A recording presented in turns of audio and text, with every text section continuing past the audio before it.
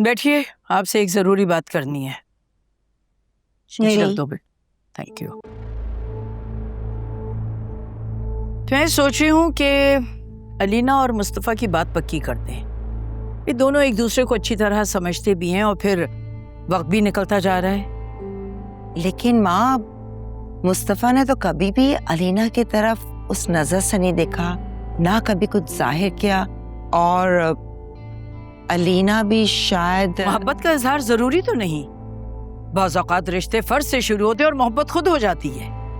माँ, आप जानती हैं अलीना के दिल में कोई और है, और मुस्तफ़ा का तो कुछ पता ही नहीं चलता। आलियान, उस खानदान का तुम जिक्र करियो जिसकी तरफ मैं मुड़ के भी ना देखूं, और ना ही वो हमारे बराबर हैं।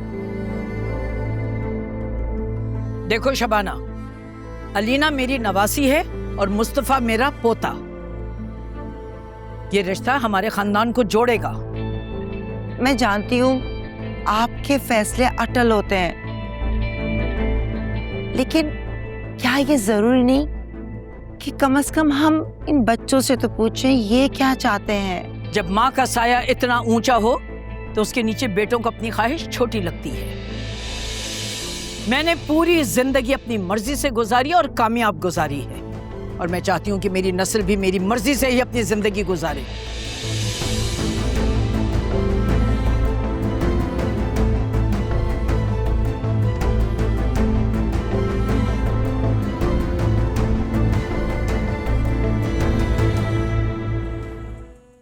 अच्छा, तो माँ ने फिर से अलीना और मुस्तफ़ा की एंगेजमेंट की बात शुरू कर दी है।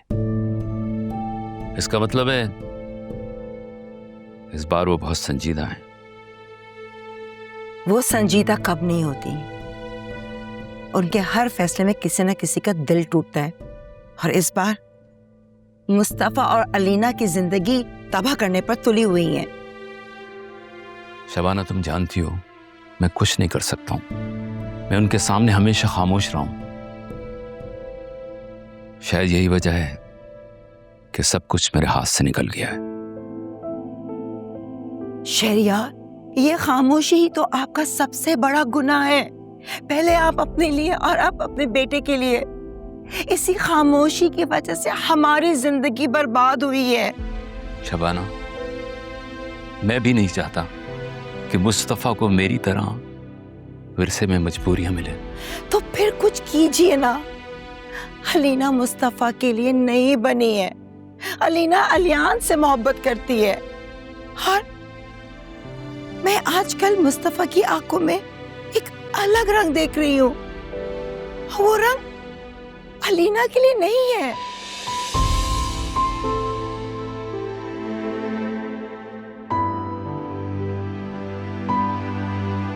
मेरी तो समझ नहीं आ रहा कि माँ को ये बात मैं कैसे समझाऊं।